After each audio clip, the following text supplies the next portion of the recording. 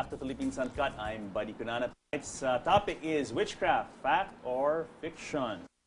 And our guests tonight, Nick Nangit, veteran spirit quester, and of course Julius Kia, Week, and Crystal Healer.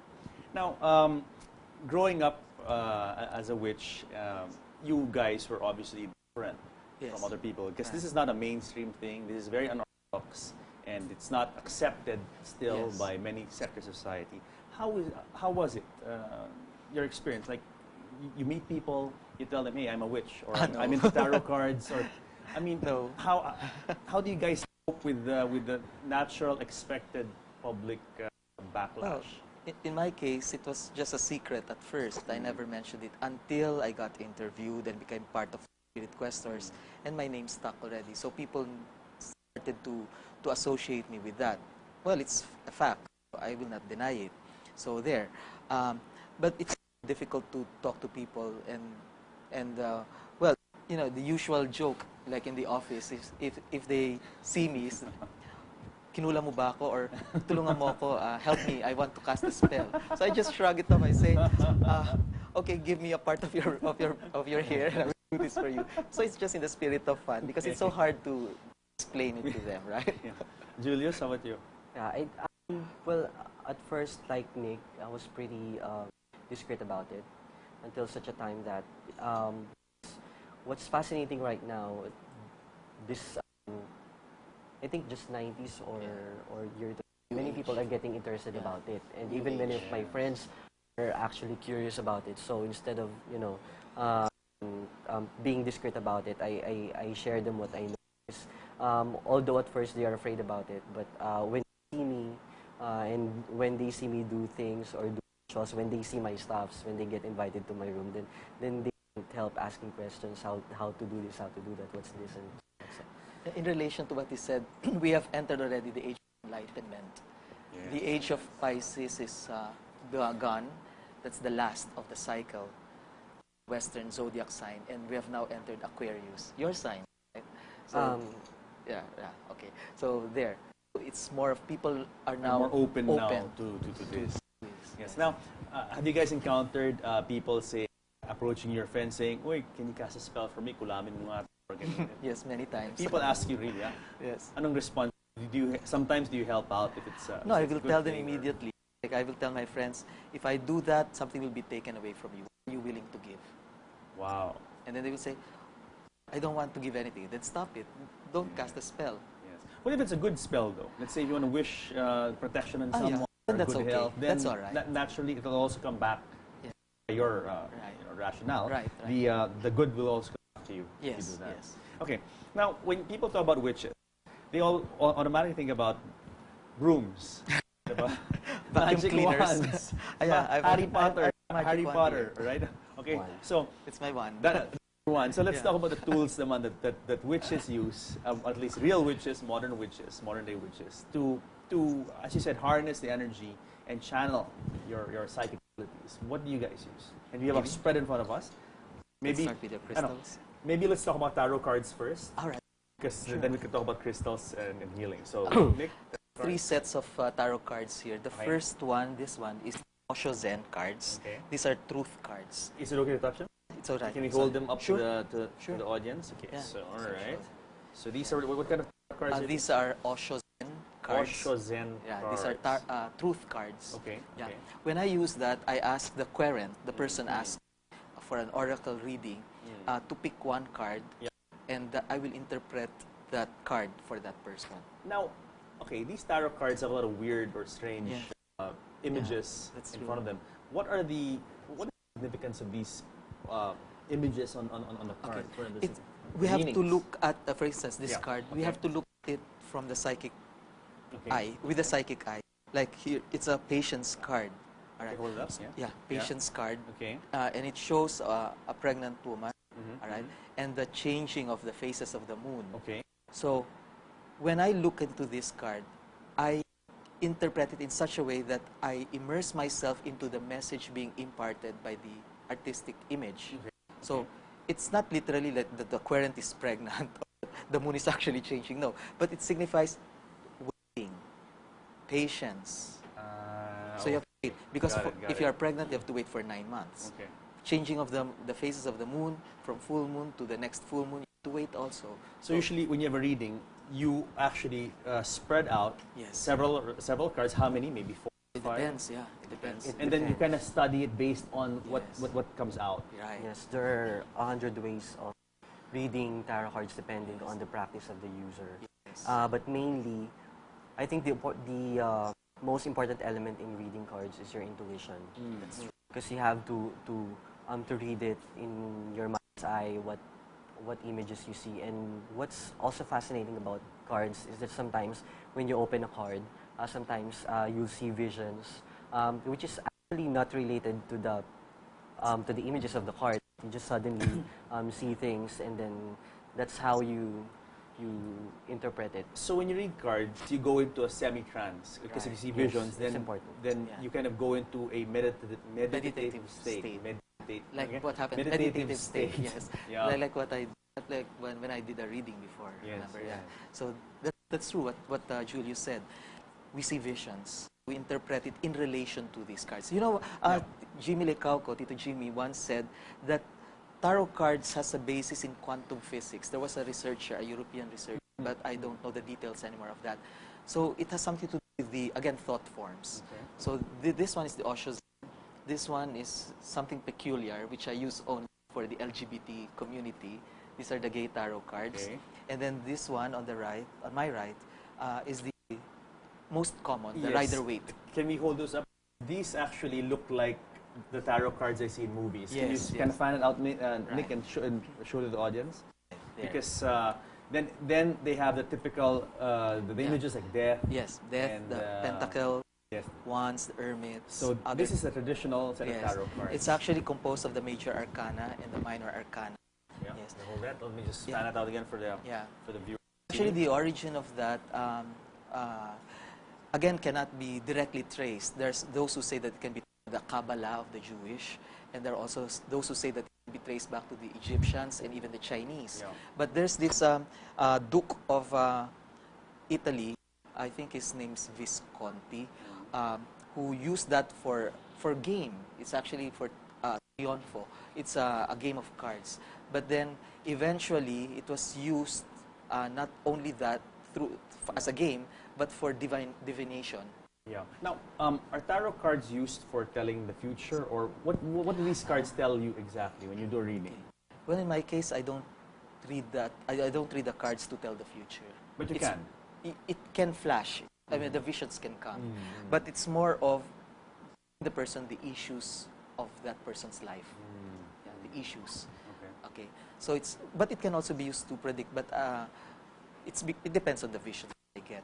Okay. Yeah. Now, to read tarot cards, do you have to study this? I mean, you have Yes. to.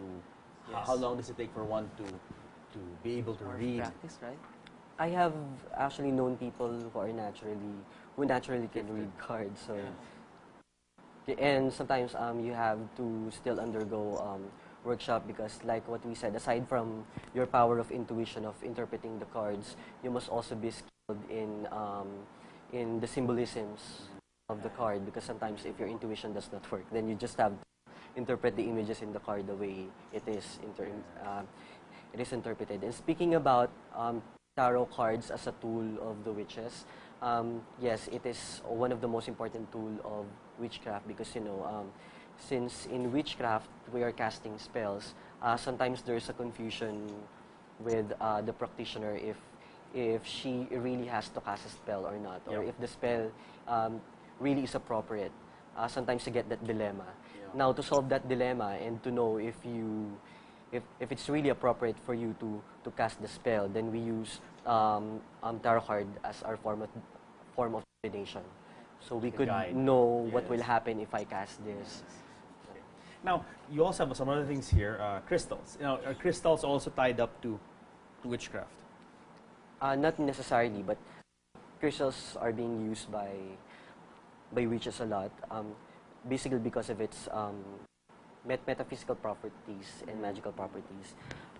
Crystals are basically minerals, but what makes crystal special among other forms of matter is because if you look at crystals, at the molecular level, under electron microscope, you will see that all crystals, all of the molecules and the atoms in the crystals are packed together in such a perfect or orderly way, which is repeating. So that what makes happen in crystals, nature, huh? yeah, special. Actually, there are two ways. It's called nucleation, right?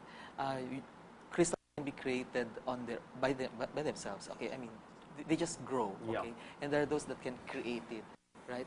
Like solute molecules, synthetic, yes, solute molecules. What are the powers of crystals? Yeah. Well, like what I said, it's the metaphysical attributes. It's the physical attributes of the crystals that what makes it powerful. The orderly arrangement of the molecules of the crystals. So the crystals can absorb. Well, They do. I mean, like in terms of healing, yes. or in terms of yeah. well, crystals have been used also in technology.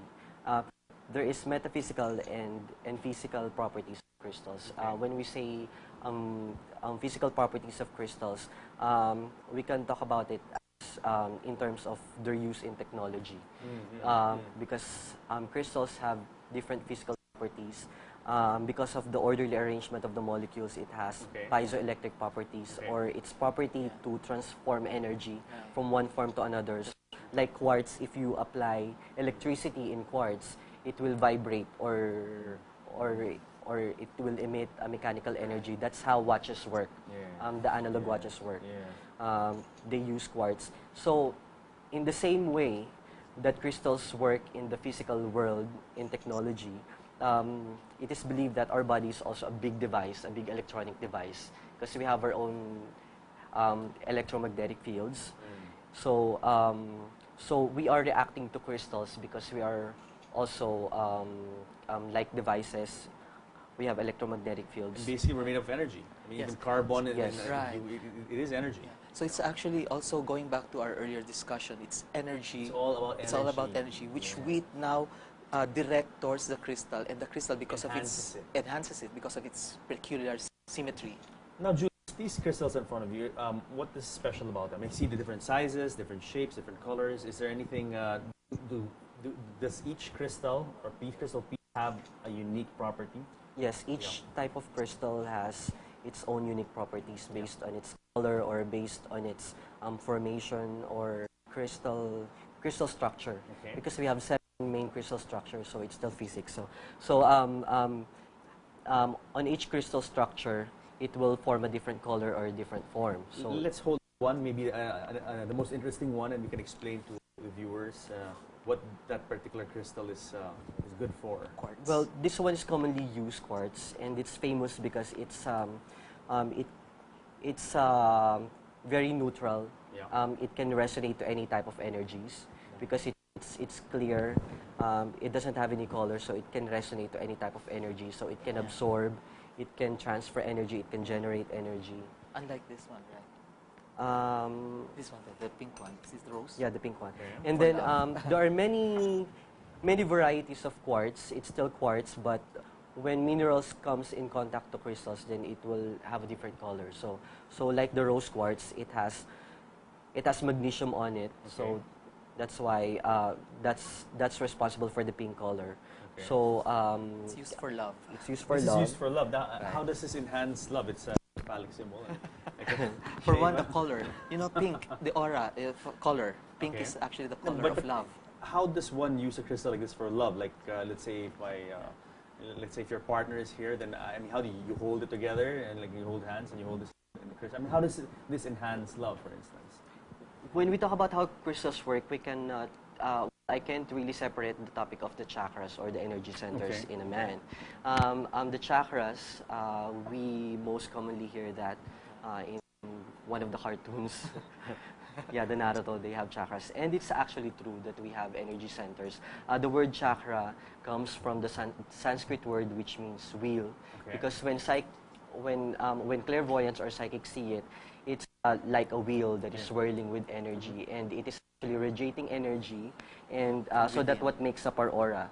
Okay. The electromagnetic field, which is our aura, is actually radiating from our chakras, and there are 7 major chakras in the body, Okay.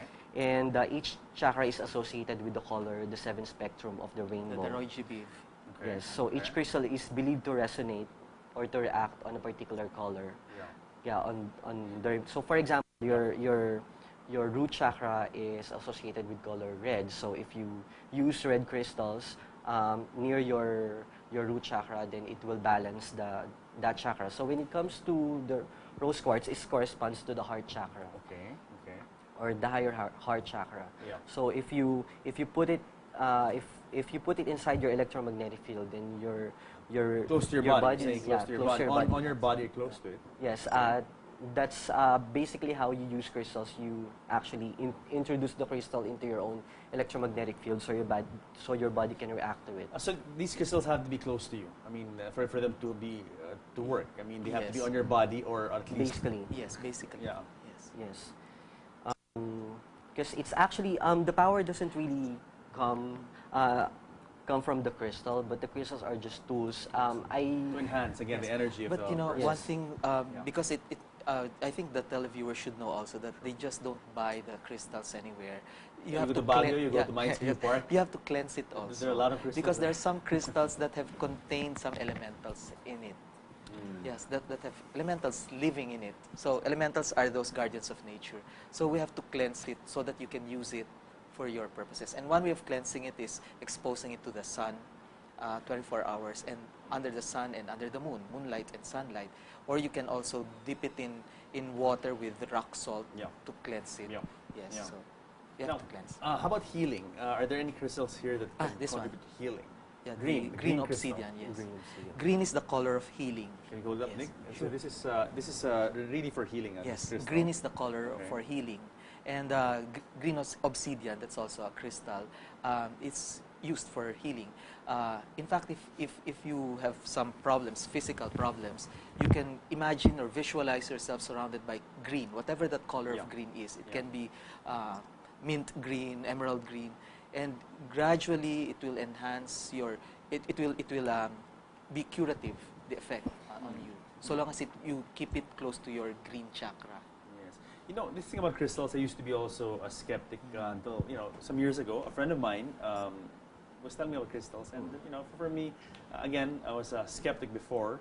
And what he did was, he said, he took a crystal from his table, and it's just an ordinary table, took it, put it in my hand, and said, feel that. And it actually felt warm. Huh? Warm, that's true. Contrary to what I thought, because it's a rock and it's a crystal, I thought it would be cold. Actually, you could feel Yes. it was warm. Yes. So, it really is about energy. Right. How about this brown one, this amber color one, Julius? What is that This is a good for? Yeah. citrine cluster. It's also a variety of quartz. And it is traditionally used to attract abundance. That's what Prosperity. this is Prosperity. famous of. Yes. Yes, So I better get prosperity. one of these, huh? Yeah. Probably you can have one in your studio for Yes, prosperity. yes. Yeah. Now, Citrine. for illnesses, if you're feeling ill, you're feeling bad, it's really the green one. Yes. Now, is that an all-around one? Like the green crystal is for all-around health, or like Yeah. say for particular illnesses there are No, all-around health. crystals. All around health. Yeah. Did you bring a tiger's eye with you? Do you have tiger's eye? Yeah, you have some other things here. What are these? No, I don't have. You have okay. some stones here. Very interesting. What are these, Julius? This is A my little box. little collection of crystals. Actually, there's also another, the tiger's eye. It's for protection. It's very popular in Morocco, and when I was in Tunisia, they sell tiger's eye for protection. So if you have enemies, you keep it to yourself so that you will be protected. Tiger's eye, and it's kind of like a brown Yeah, stone with like an eye in the some middle. streaks, Yes, yes. brown and black. Yeah, and sometimes kind they're of blue gold. also. There are Yeah. blue ones with the eye Now, for protection. where can people go for more information about tarot cards and crystals? Well, for crystals, there's the Diagon Alley of the Philippines. Yeah, can go to Quiapo. Although it's, I believe that not every crystals there are genuine. So Right. you really have to bring someone with you who knows how to determine true crystals. And we also have crystal stores in Chinatown Right, and right. Longping. Yes. For tarots, there's this new group, the Esoteric Society of the Philippines, that conducts also workshops for this. And I believe also the Philippine Wiccan Society. Yes. Are there websites for this? Yeah, Julius has a website, Charms. Yes. I have created an online group in Facebook. So it's called Crystal Healing Arts Research and Magic. In short, it's CHARMS. So it's for Nice all name. crystal enthusiasts.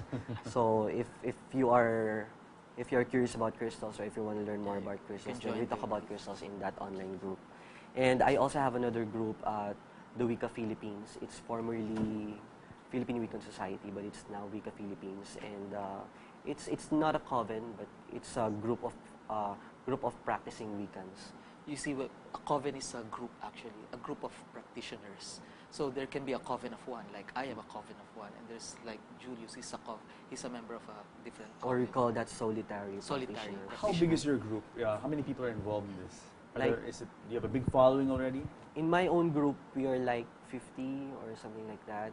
But there are a lot of other groups in the pagan community. Not necessarily Wiccans, but they are practitioners also of magic, of shamanism, of metaphysics. We have a large group here in the Philippines. And surprisingly, witches in the Philippines have exceeded 1,000 already. Yeah. They're in the thousands. Wow. They're just not open. Of course. No, understandable. Yes, And yes. I hope with shows like this, people get more enlightened about witchcraft and Yeah. not think of it as necessarily an evil thing, a bad Yeah. thing. You know, if they are also interested, they can get the books written by Tony Perez. Yeah. He has a book on Kulam, available in the bookstores. And there's also a book by Mike Duque, but it's more related to the spirit questing, Quests Beyond Existence. So if they're interested in this, because there's stories there also on these things. Nick, Julius, last words before we go. Nick, you first. All right. Well, I can say that a true witch will never do harm. Because a true witch is neither good nor bad. So, because what goes around comes around. So, it's a misconception that witches are evil. They are not. Okay. Julius? I would just advise everyone to be open-minded, because we have to realize that we have an unlimited potential that we haven't discovered yet, and those things, witchcraft and all of those practices, are just ways to discover your own potential. So if you're open-minded, then you can open yourself to all possibilities and discover your own powers. Well, guys, thank you so much for sharing your expertise and your experiences with here on Philippines Uncut. And good luck to your group, and may your tribe increase. Thank you, buddy. And thank you, Nick. Thank you. Thank you, Julius.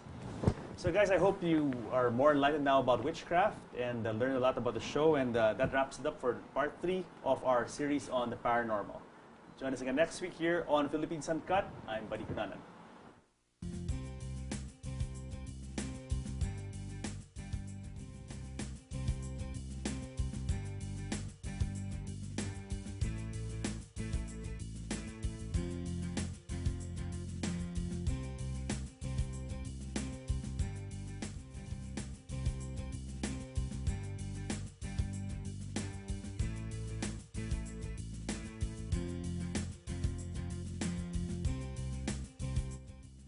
This, I think, just 90s or year.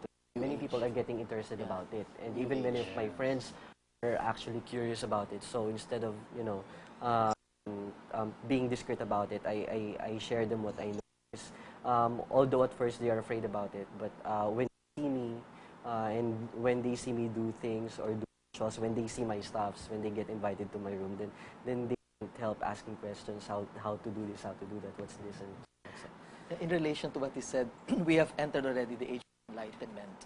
Yes. The age of Pisces is, but it's difficult to talk to people, and well, the usual joke, like in the office, is if they see me, is, kinula mo ba ako, or tulungan mo ako, help me, I want to cast a spell. So I just shrug it off. I say, okay, give me a part of your hair, and I will do this for you. So it's just in the spirit of fun, because it's so hard to explain it to them, right? Yeah. Julius, how about you? yeah, well, at first, like Nick, I was pretty discreet about it until such a time that what's fascinating right now.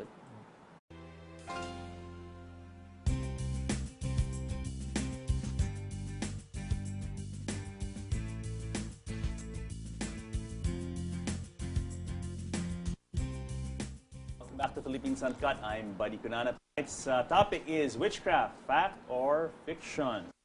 And our guests tonight, Nick Nangit, veteran spirit quester, and of course Julius Kia, Witch, and crystal healer.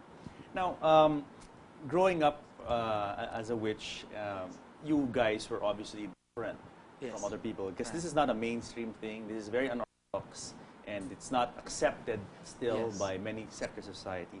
How was it?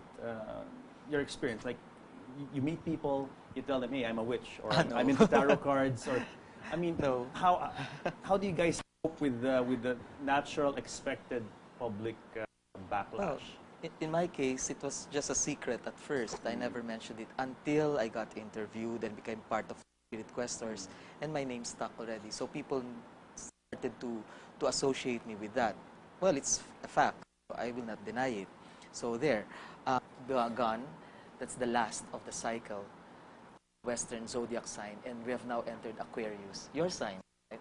So, yeah, okay. So there, it's more of people are now more open now to this. Yes. Now, have you guys encountered people say approaching your friend saying, "Uy, can you cast a spell for me? Kulamin mo nga." Or ganyan. Yes, many times. People ask you really, Yes. Anong response? Sometimes do you help out if it's No, I it's a will good tell them thing, or- immediately. Like I will tell my friends, if I do that, something will be taken away from you. What are you willing to give? Wow. And then they will say,